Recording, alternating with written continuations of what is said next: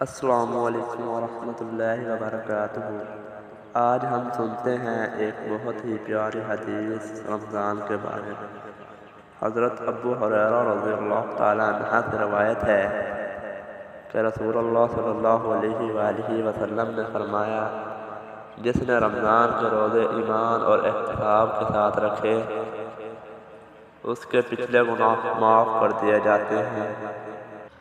یعنی اگر ہم رمضان میں سچے دل سے روزے رکھیں اور اللہ کی رضا چاہتے ہوئے عبادت کریں تو اللہ ہمارے پچھلے گناہ معاف فرما دیتا ہے۔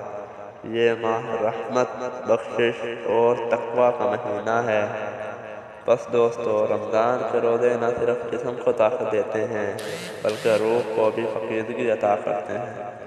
آپ بھی اس رمضان کو اپنے گناہوں کی معافی اور روحانی ترقی کے لیے استعمال کریں۔ والسلام علیکم ورحمۃ اللہ وبرکاتہ۔